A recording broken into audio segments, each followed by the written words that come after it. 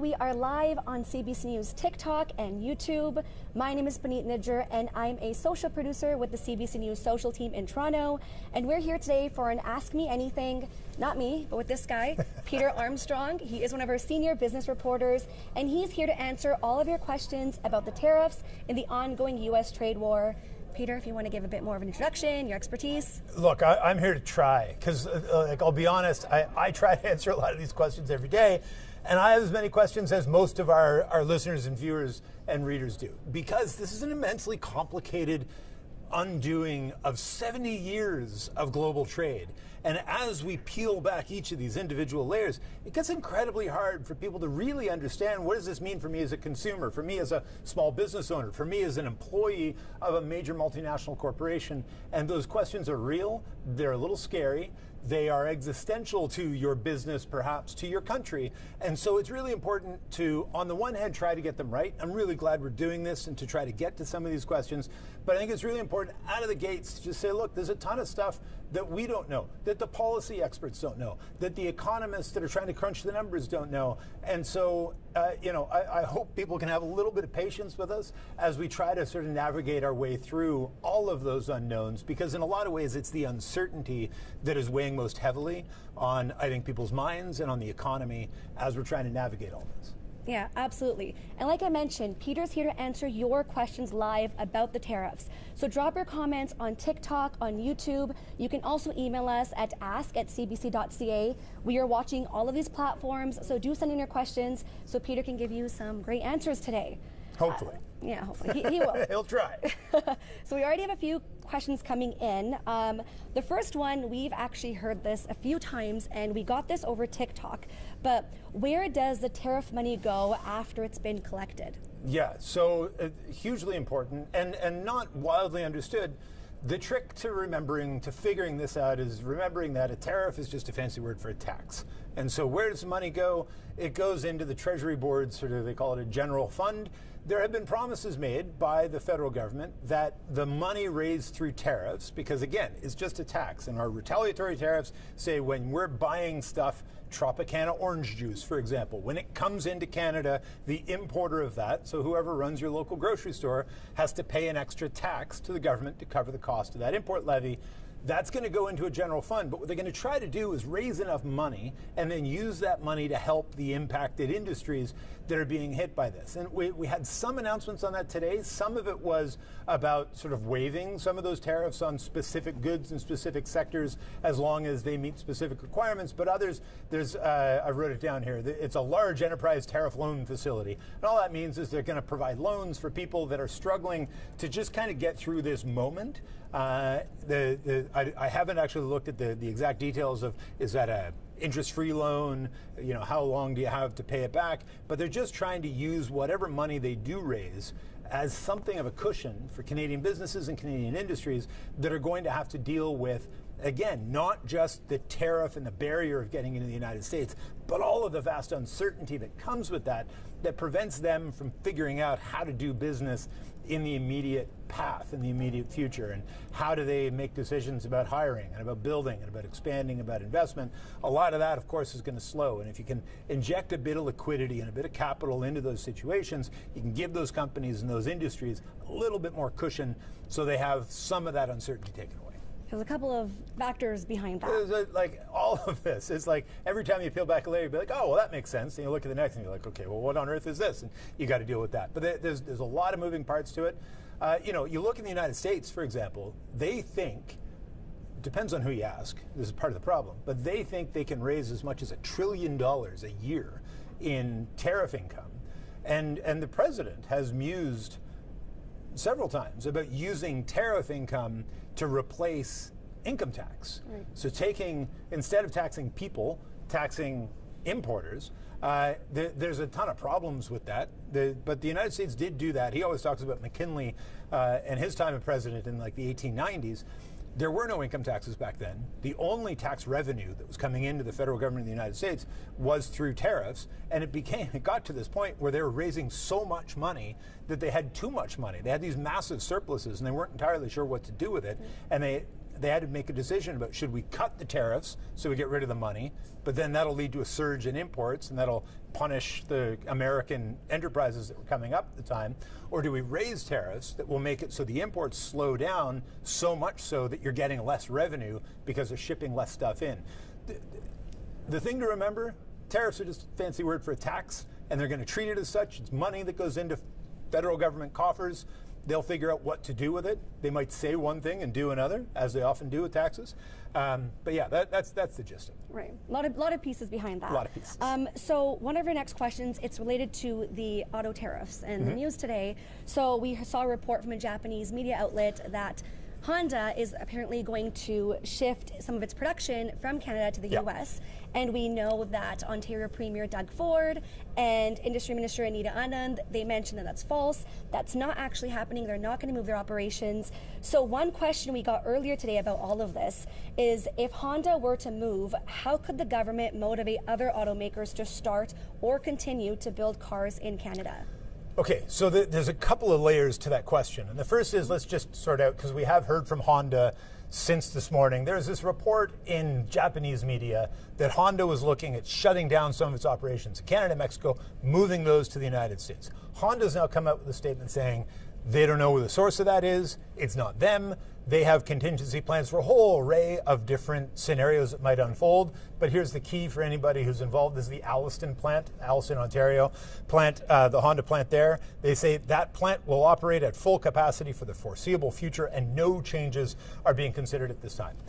So it sounds like somebody read a contingency plan, and you would hope every company in Canada, every company that operates in Canada, would have a contingency plan for as many different scenarios as might exist in the world. This is one of those, but it's not one that they are considering using right now. Now, what could Canada do to encourage these industries and these businesses and companies to stay here? That's a trickier question, especially when you're looking at, the pressure that's being put on the auto industry in particular, but industries writ large, to move their production capacity to the United States is enormous. It is a solid push straight from the top, from the President of the United States, from his Commerce Secretary, from his Treasury Secretary. It is across the board. And one of the things that we have already seen, the Governor of the Bank of Canada has talked about the fact that investment in Canada, business investment across the country, has slowed, because why on earth would you build an extra warehouse or hire a new fleet of trucks or hire a bunch of new workers in this environment? Because you don't know what access you'll have to the world's biggest consumer market in the United States. You don't know what access you'll have to these complex supply chains that stretch not just throughout North America but around the world. There's a lot of uncertainty. That uncertainty weighs on investment and has bled investment out of Canada so far already, before we've already seen the investments kick in, or the tariffs fully kick in. It will also weigh on investment in the United States. It's important to mention.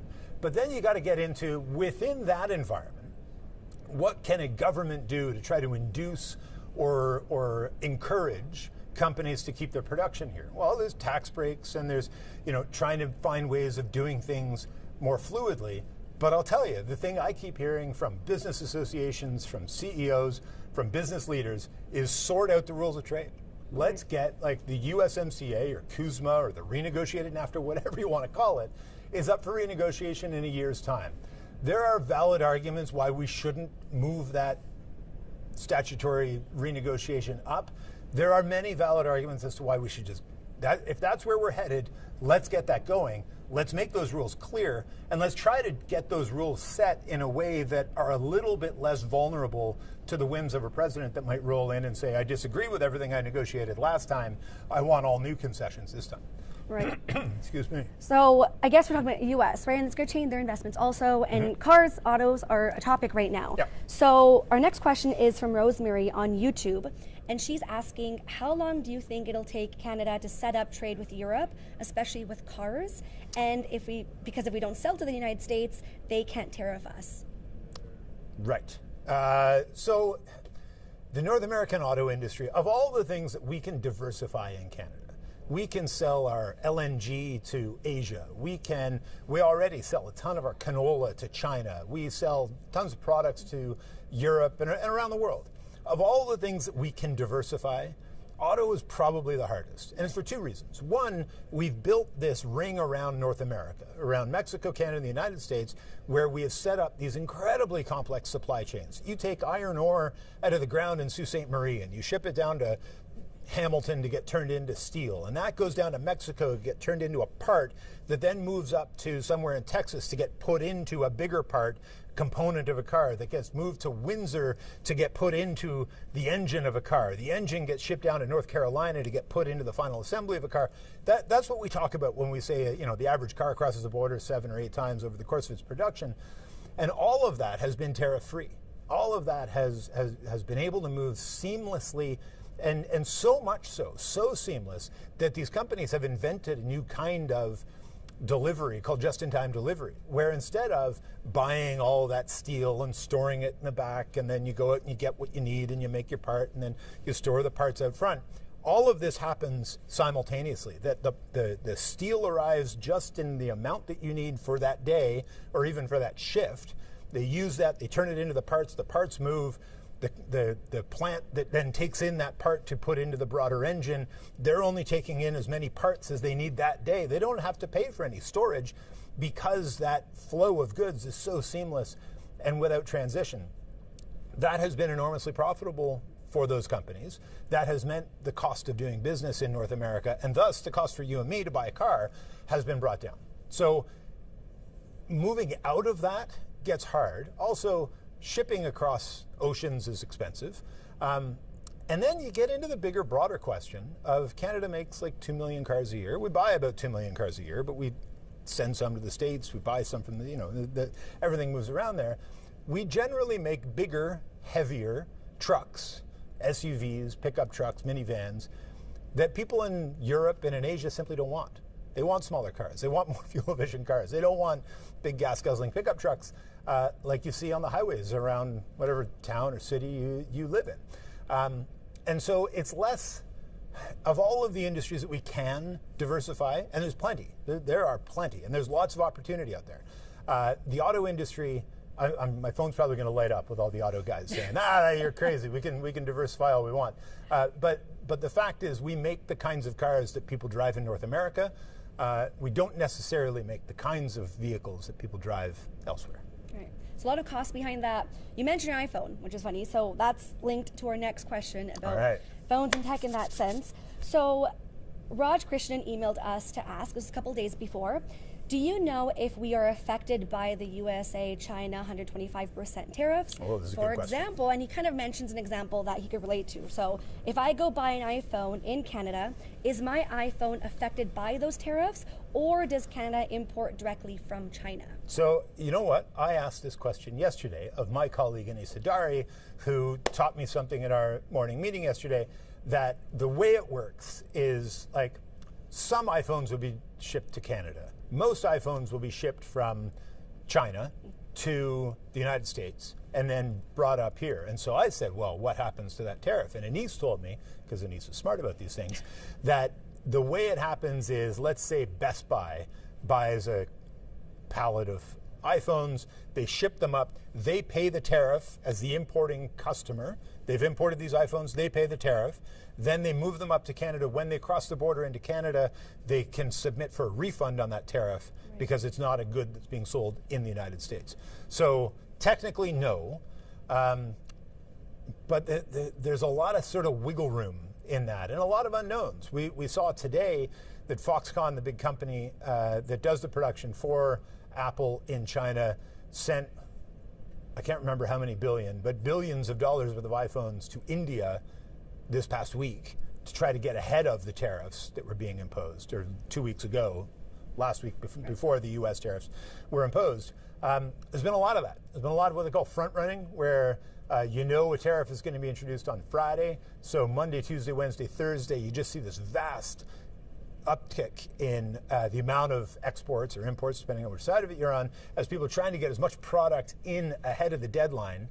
And we've talked to businesses that had shipments that were to arrive or to go at midnight on the day of, and some of them got out in time, some of them didn't. And the ones that went out at 12:00:01 were hit with the tariff, and the ones that went out at 11:59:59 did not. And that's kind of the cost of doing business and all of this uncertainty and why we saw so much activity of people trying to import ahead of time. But the short answer to our question here is that if Best Buy buys them, they pay the tariff to the U.S. government. When they bring them back into Canada, they get a refund. Okay, so you get a refund at the end, basically. You don't, but the company does, yeah. Okay, so that's why I jump in right now. Peter's on a roll answering a bunch of our questions. If you're just joining us, we are live on CBC News TikTok and YouTube. Peter Armstrong is one of our senior business reporters, and he's here to answer all of your questions about tariffs. So leave your comments live on YouTube and TikTok, but you can also email us at ask@cbc.ca. We're watching on all those platforms, so do send in your questions. I want to kind of stay on this like digital goods tech beat right now. So Joran on YouTube is asking, do you think there is any validity to targeting software and digital goods from U.S. companies, as that is where the U.S. market dominates? Does he mean like, does Canada target those like an iPhone or is that what he's asking? Yeah, like is there a benefit in targeting those companies because the U.S. is based with a lot of them? Yeah, look, the Americans have a ton of companies that have final assembly or some, like the iPhone is a great example of this. Right. Yeah. The iPhone has something like 1,700 component parts. 90% of those component parts are routed through, so not necessarily made, but maybe assembled or put together in China. And so that trade war, there's multiple trade wars happening at the same time. And I think that's a really kind of tricky thing to get your head around. There's the Canada-US trade war. There's the US-Europe trade war. There's the US Heard Islands, the one with all the penguins, trade war. But the big one here is the China-US trade war. That one is heating up the most. That is, I want to say, 2/3 of global trade. These are vast numbers. And so how Canada can respond to that is interesting because we aren't a huge consumer. We're not their biggest audience or biggest sort of clientele for that. And so Canada needs to decide where can we get the most leverage. And in 2018, when we were going through the fight over steel and aluminum tariffs, they tried to pick really politically sensitive stuff. So they went after, we all know the list now, orange juice from Florida, Trump's base of operations. Bourbon from Kentucky, which was Mitch McConnell's base of operations. We saw appliances and yogurt. We learn where everything comes from the Midwest, from Wisconsin. So they were trying to go after places that would feel this pain most acutely, exercise that pain without hurting Canadian customers, without causing too much pain for us, but trying to sort of poke where it might hurt the most to specific American consumers, because there's not a whole lot of damage Canada can do to the American economy writ large. But if you go after these specific sectors, and one of the biggest that is emerging in this, that wasn't even sort of on the list at the outset, is tourism. Canadians spend a lot of money going to the United States. You get these reports from the border of empty stalls and nobody driving through. We've seen Old Orchard Beach in Maine. We see a video yesterday from the governor of California trying to encourage Canadians to come down to California on holiday and spend their dollars. There are ways to try to exercise that leverage and to push as much as we can. The consumer stuff, yeah, it might sort of make some headlines for sure. I think the problem with that is the nature of a trade war is a little weird in that the way you sort of carry out that trade war is you put up your tariffs, and in doing so, you're going to hurt your people. So let's say you're America and I'm Canada. You put up a trade wall, a tariff wall.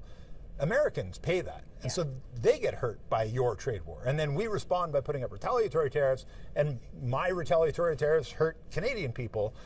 And the way that war is prosecuted is seeing who can endure the most the longest. Right. And usually they end by somebody saying, look, the pain I'm causing my people has either gotten me the concession I want or isn't going to get me the concession I want, and sort of saying, okay, enough is enough, let's make a deal.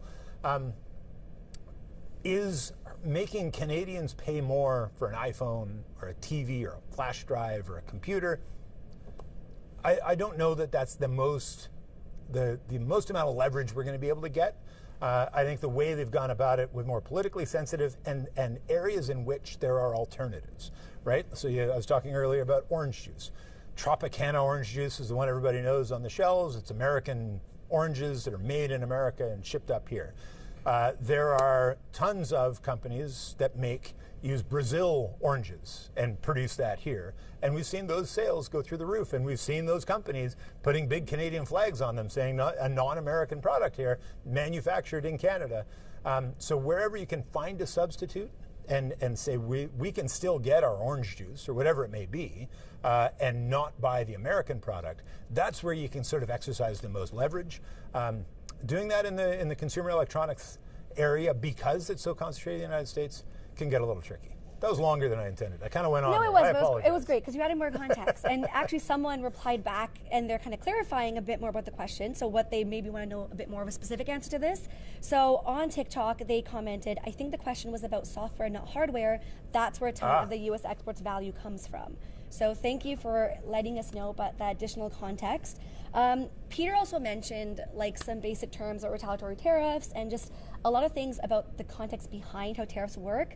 We do have a guide online where we kind of break down a bunch of these basic questions and terms. You can go to cbc.ca/tariffs. We have all of that in a nice guide, easy to go through file, just to get more context about what we're talking about. It's super helpful. Like I use it when I'm filing, like when I'm writing this, to go back and just kind of find really precise language around what exactly is this, how does it actually work. I literally copy and paste it into my pieces. It's super useful. It's super useful. Yeah. And again, if you're joining us right now, we are live on CBC News TikTok and YouTube. I'm here with Peter Armstrong. He is one of our senior business reporters, and he's here answering all of your questions about tariffs in the ongoing U.S. trade war. So our next question is actually going to come from YouTube, from Shaila. Has there been any study that shows how much of an increase in the cost of living would be due to the current tariffs that we're facing? Yeah, there has, and I'm trying to remember it. I know there's been various ones in the United States that have shown between $2,000 and $4,000 per household due to the tariffs.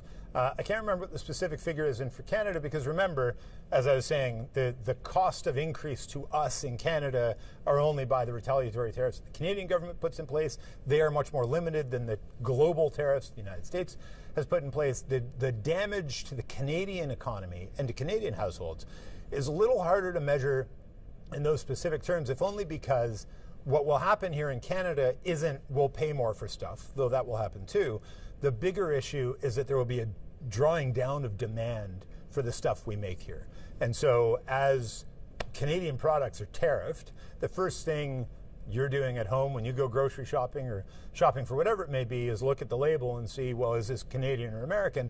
In the United States, they're going to see that a lot more clearly because it's going to have a different price.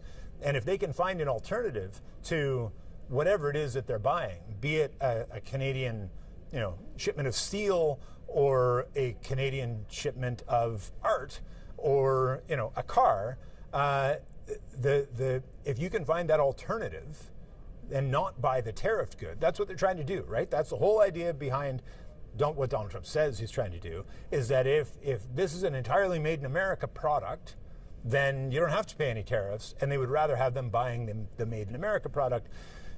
There's all kinds of complications with that, obviously, because not a lot of stuff is actually made in America. It's made through this complex series of supply chains and sourcing and resources that come from all over the world.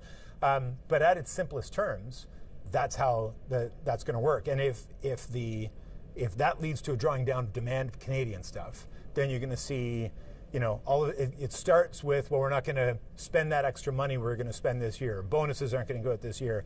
It quickly gets to, we don't need as many shifts as we have, so we're going to lay a couple of people off. We've already seen that happen at Stellantis in the auto industry. That will grow, and that will continue to happen. It will continue to happen in the United States as well. There will be layoffs as a result of this. We saw that in 2018 and 19, where they had steel tariffs put on. There were a ton of jobs that were added in the steel industry, but there were a ton of jobs, even more jobs lost in the industries that use steel to make stuff. There's a great example of a nail factory in Poplar Bluffs, Idaho, and they use Canadian steel to make their nails for construction.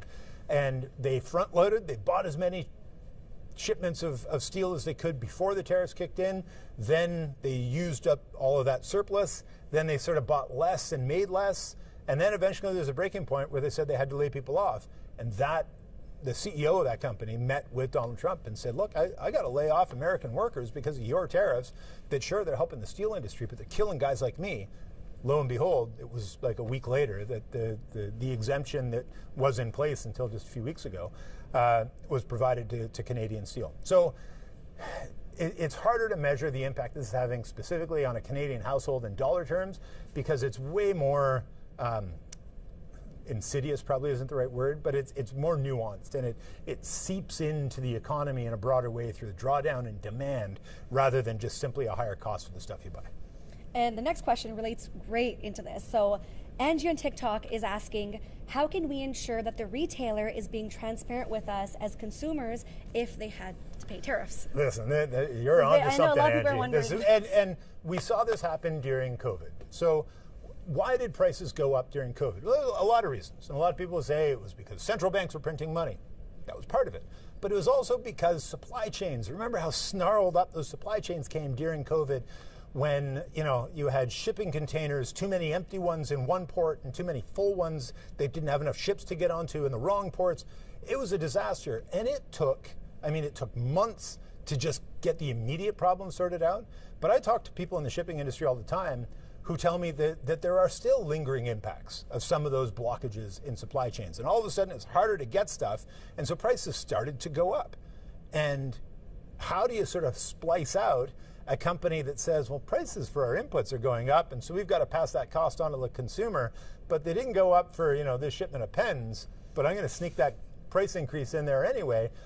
And a lot of it has to do with what economists call inflation expectations. And it's a really measurable thing that the Bank of Canada's survey of consumer expectations gets into, the Bank of Canada's Business Outlook survey gets into. You have all of these that are called soft data that look at consumer sentiment and at business sentiment and about expectations. And if people expect that inflation is going to rise, it opens the door to people increasing their prices, whether they needed to or not. When they feel squeezed, when those expectations are low, and you go in and you say, I want to buy this book, and the new price is on it, you say, well, I'm not buying that. You walk out, they're going to put that price back down. Right. But if you say, oh, man, inflation's the worst, and you buy it anyways, right.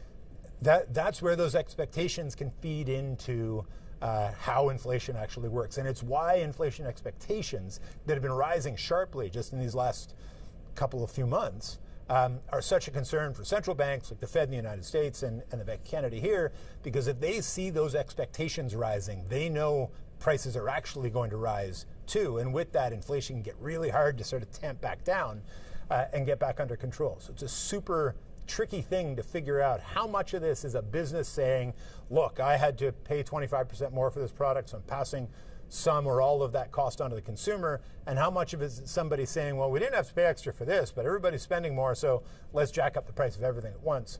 And it can become a real problem real fast, as we saw in very recent memory. Okay, that's a lot behind that, but I mean, people are curious about this. So oh, for sure. We want to know if we're not paying too much for what's coming on the shelves right now post the tariffs. So you mentioned the Bank of Canada, and I know the interest rates come out tomorrow. Tomorrow morning, 9:45. So we're waiting for that. Peter's counting down. So KG Peter on YouTube is asking, what move should the Bank of Canada do if inflation increases as a result of tariffs? And how could they raise rates and avoid spiking a recession? Yeah. It's a big question. Well, look. That's the question. That's it. That's the whole ball game right now. And I joke about it, but man, what a terrible time to be a central banker. It has been awful. I do not envy these guys. I'd rather chew shards of glass than have Tiff Macklin's job. I couldn't do his job even if I'm not qualified, but it's tough. It's a tough job. It's a tough job. So, and there's multiple parts to that. What do they do about interest rates? If inflation's rising is an important one. Remember, we got the CPI numbers, so Canadian inflation data came out this morning, and we saw that inflation cooled considerably, much more than expected. It went from 2.6%. We thought it was going to jack up 2.8. It actually fell to 2.3%. So that gives the Bank of Canada a little bit of wiggle room in terms of maybe they can cut rates and not spark inflation as much as they might have worried that would happen. At the same time, tariffs are kind of weird. It's not a particularly technical term, I know, But tariffs are kind of weird when it comes to inflation, because on the one hand, they drive up prices, but they only drive it up once. It's not like it goes up month after month. It just goes up that one time and then stays there.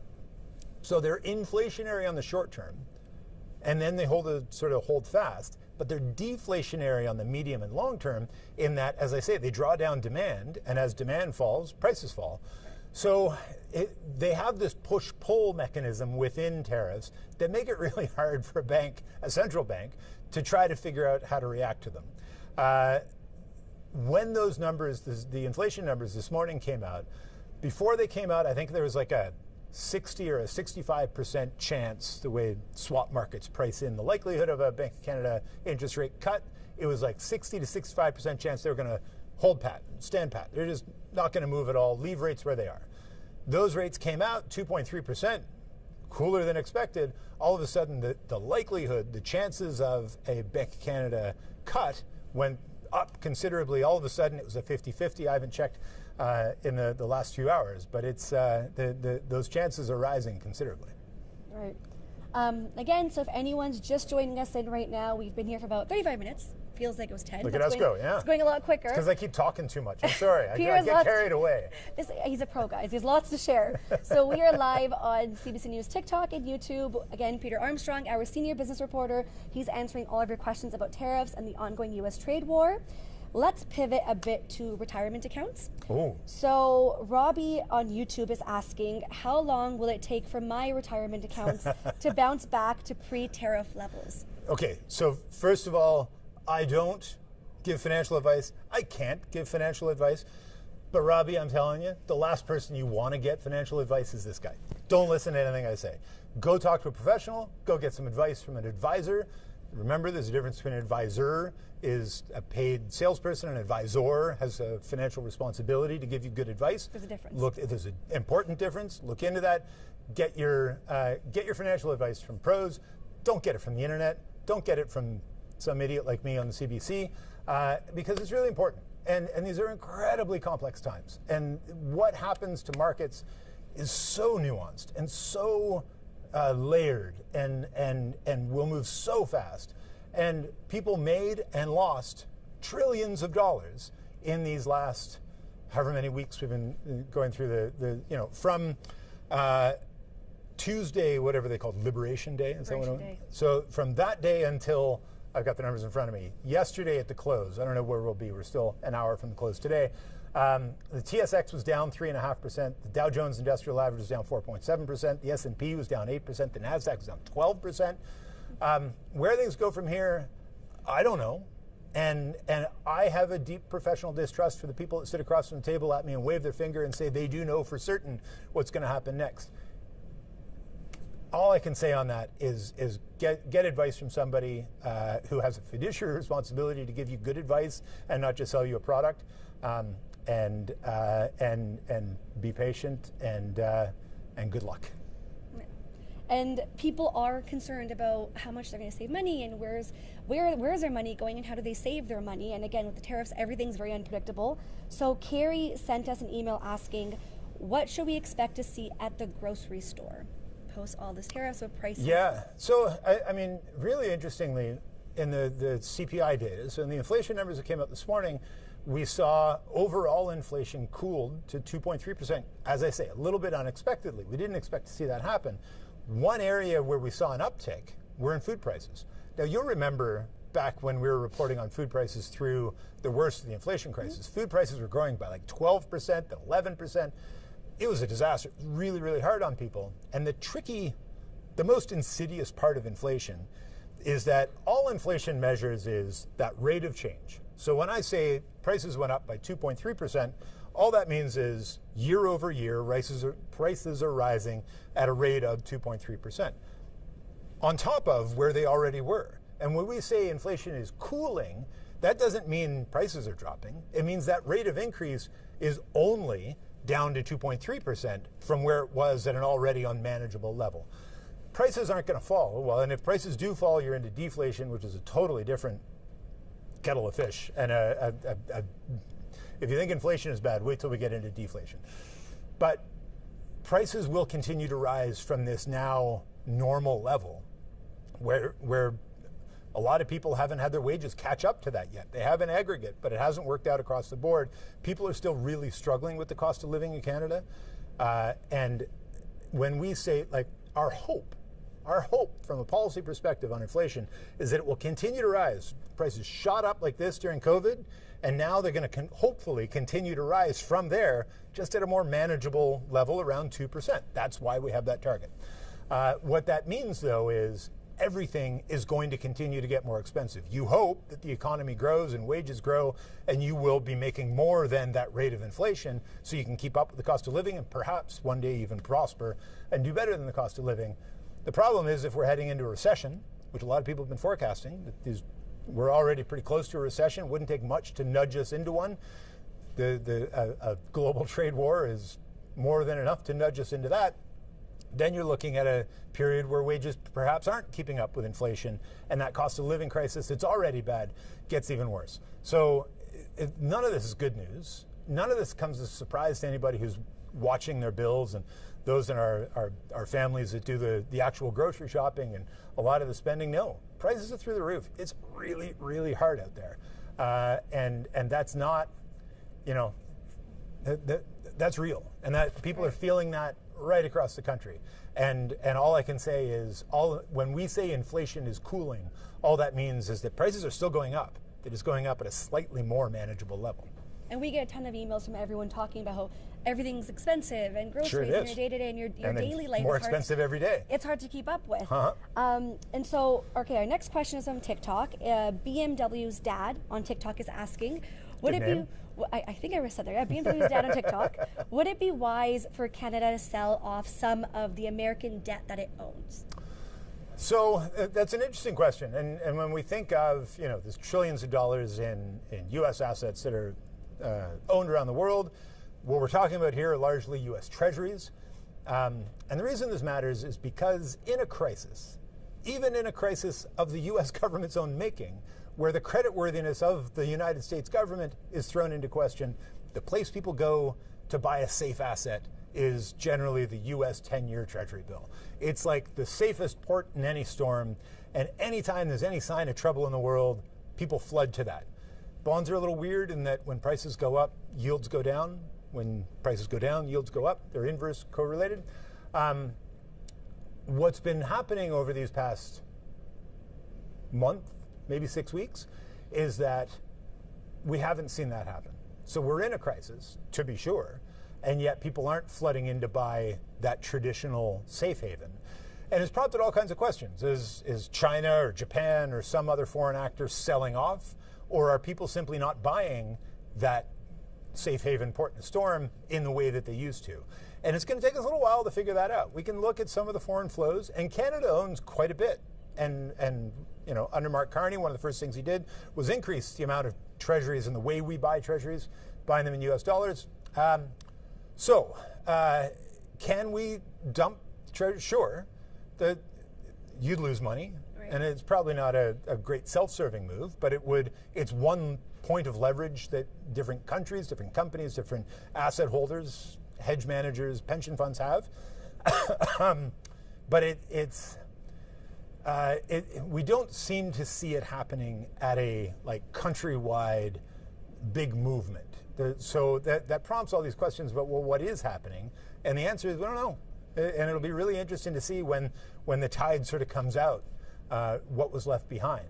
The old line Warren Buffett said, when the tide goes out, you get to see who's not wearing their swimsuit. So it's a really interesting question. And I wish I knew a little bit more about the specifics of how the bond industry works. Right. I know a little bit, and I know like this much.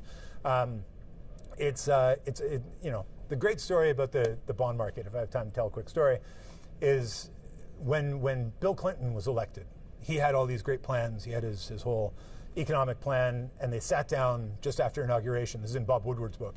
And he talked about how, he had this whole economic reform package he was going to put in place. And all his advisors were like, look, this is a great plan. We're not going to be able to do it, though, because the bond market will react, and that'll drive up the yield. That'll make it more expensive to borrow money and fund this plan. It's simply untenable. And he swore and said, are you telling me that it's a bunch of blanking bond traders? They're going to set my economic agenda and decide whether I get reelected. And they sort of shrugged and said yes. And shortly after that, his policy advisor, James Carville, said, you know, when I think about reincarnation, I used to always think I wanted to come back as president of the United States or the Pope or like a 400 baseball hitter. And now I've decided I want to come back as the bond market because they can intimidate anybody. So the bond market's hugely important. It's orders of magnitude bigger than the stock market. It usually moves in these tiny increments. And it's been moving in not tiny increments of late. So it's certainly something to watch. The specific answer to the question, should Canada sell off its bonds? Probably not. But it's a space to watch for sure. Yeah. And I'll actually jump in. Was that the longest non-answer you've ever had in your life? You've hit a couple records so far, and we'll look back and see what was your longest. But it's great. It's lots of information. I know people have been asking about this the past couple of weeks, so the more that they get, the better it is. I'll jump in and mention right now, Peter has kind of talked about tariffs as a whole and what the States is doing and what Canada is doing. We do have a party platform page online, cbc.ca/party platforms. You can log on to that and you can take a look at how the different parties and what their stance are on different policies like trade, healthcare, and other topics. That's my little plug for that. Okay, the next question, let me read off directly because it seems like it's a bit of math and numbers. But oh, good. I'm just you know what they always told me in journalism school? Try to do math live on air as much as you can because that always works out well. Okay, so another fun username, the World Singer on YouTube, is asking, at what point does the base percentage of a tariff become redundant?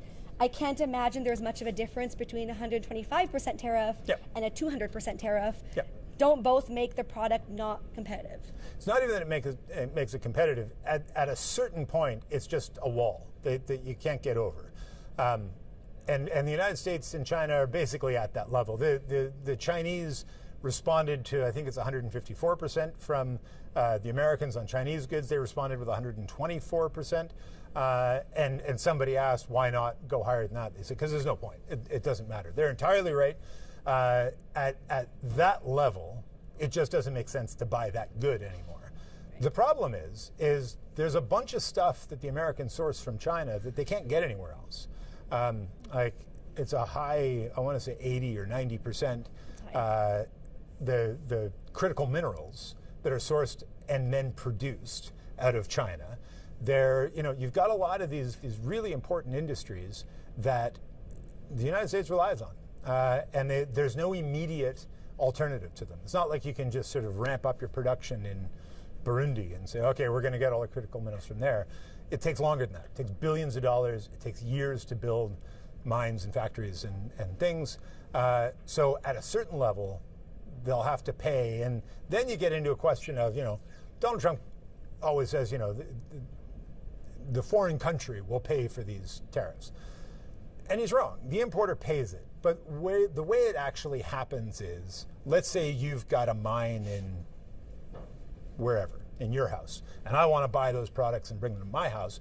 I might call you up and say, look, I can't afford a 154% tariff, but you probably can't afford to have 0% output to me anymore.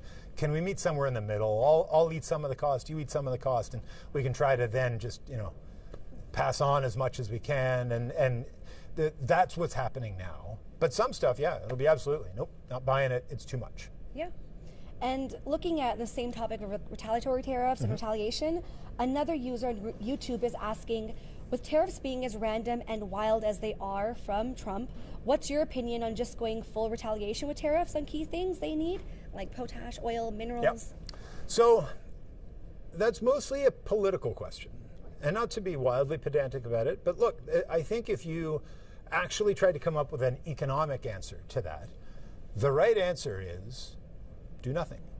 That all you're doing by imposing these retaliatory tariffs is making Canadians pay more for the stuff that we buy from the United States. Right. They're already imposing tariffs on the stuff they bring in. They've got all these exemptions to be sure, but we could impose, what they're talking about there are these export levies.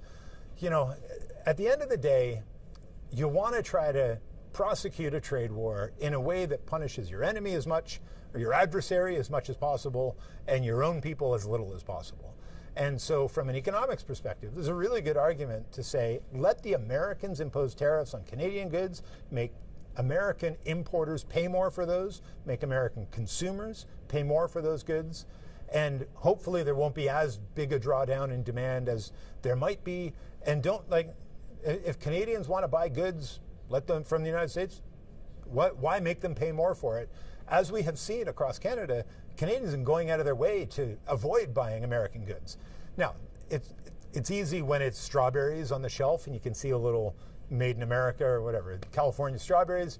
It's different when we're talking about, critical industry supply and resources. Things, Industrial inputs are not something that you and I are going to spend a lot of time working on, and that's the vast majority of trade in the end.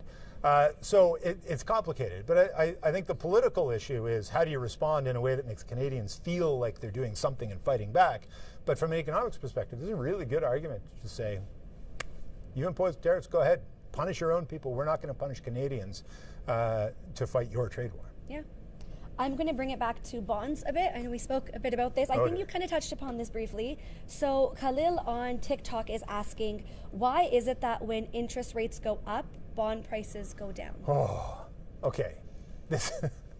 So that inverse relation is if you buy a bond today and it's worth, let's say the yield on it is 3.4%, something like that, 3.3%. And then something happens tomorrow that the price of that goes down, then the value of your existing bond is a little bit higher. And so the yield goes up. It's way more complicated than that. I'm not going to sort of get into the weeds of how the mechanics of the bond industry again. So I've angered the auto people who are going to tell me that I'm talking nonsense on autos, and now every bond trader in Toronto that I know is going to yell at me saying it's way more complicated than that. Bonds are definitely complicated, but simplified, that's all it is it's a reflection of if you're paying more for it, it should, if we've got a baseline for today and then that changes tomorrow, the value of today's bond, if the price goes down tomorrow, the value of my bond today goes up. Okay, we're getting near the end. I butchered that, I'm sorry. No, they're great. They're great response. Everyone should give Peter a bunch of emails after saying how helpful he was. Okay, so again, kind of with these percentages and numbers and how much it'll cost for different goods. So Joe on YouTube is asking, what percentage of goods... Is this our cameraman? Our cameraman is Joe Fiorino, who's made us both look amazing today, so thank you, Joe. Thank you, Joe. But that Joe's now he's sneaking questions into the chat. No, I see his phone now, but that's not this Joe. Joe on YouTube right now is asking, what percentage of goods sold to the U.S. are non-CUSMA compliant, and how impactful are the 25% tariffs on those goods really? So it's this really weird thing that when all of this, the exemption was, we slapped a tariff on everything and said, okay, well, anything that's non-USMCA compliant is exempt. Everybody then spent 2 days trying to figure out, well, what do they mean by that? And the Americans say it's a fairly small percentage, and the Canadians say it's a very high percentage. And the answer is somewhere in the middle. I think it's like 65 or 70% of stuff that is sent into the United States is currently USMCA compliant. The Canadians say it's like 98%, but what they mean by that is that stuff that could be USMCA compliant. I'll give you an example. That you've got something that is a car part that goes into the United States, and you've gone through to make all the paperwork and make it official that it is in fact USMCA compliant. You might have done that, but you might not have done that if, say, that part was covered under a previous trade deal that worked under the World Trade Organization, for example. They have that most favored nation, the MFN status, and if you fell under that, you were paying either no or a tiny little tariff that didn't really make it worth your while to go through, do all the paperwork and figure out how to make sure that now you got to ship it in a specific way to make sure it's USMCA compliant. If you're paying like 0.25% of a tariff on that, you probably just eat it because it's fine. It's covered under the old deal. Most of that stuff is at 0% anyways, but it's not officially USMCA or CUSMA compliant yet.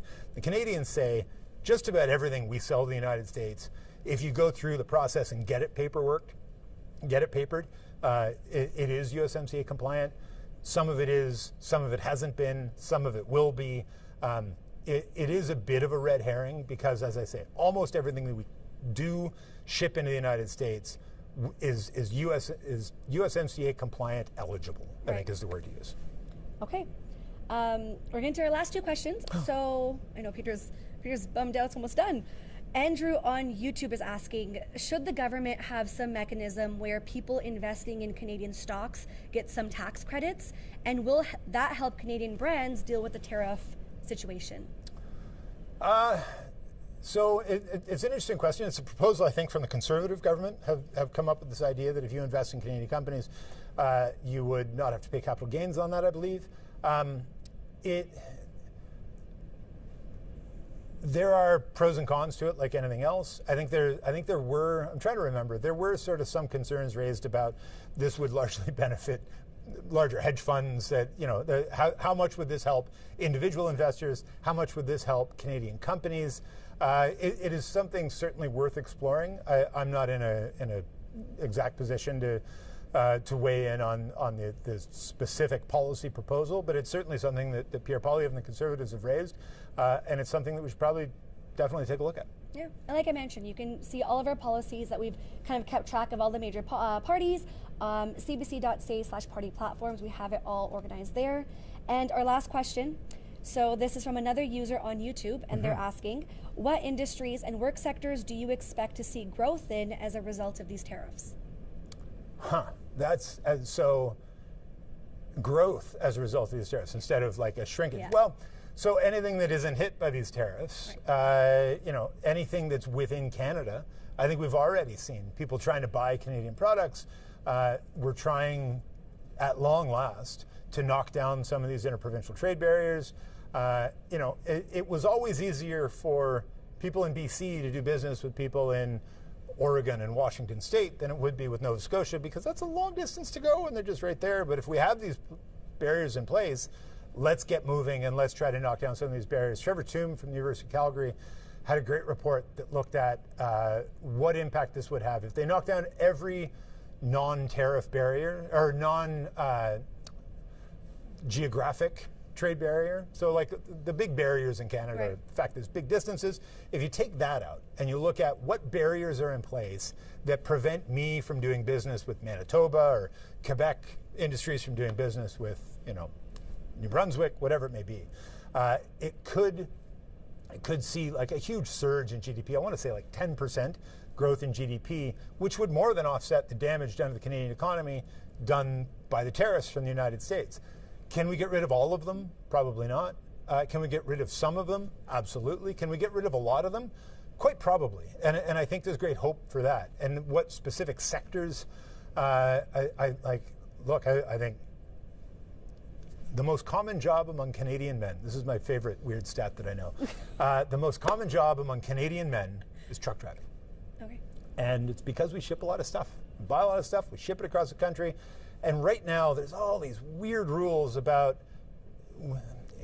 the length of a truck and the stuff you got to have in a truck, and it prevents you from having a company that can just drive right across the country, and it has led to the growth of smaller companies that'll do the shipping for you within provinces.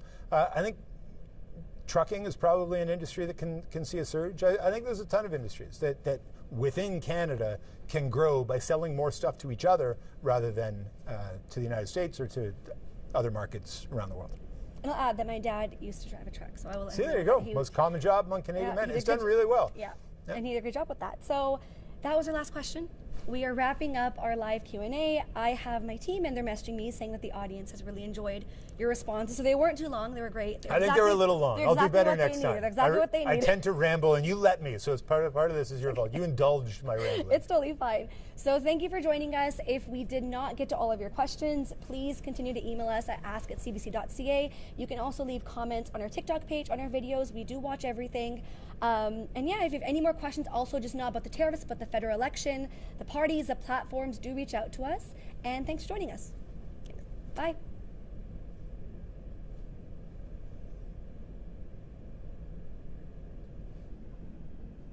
That was fun. Are we off? I think so.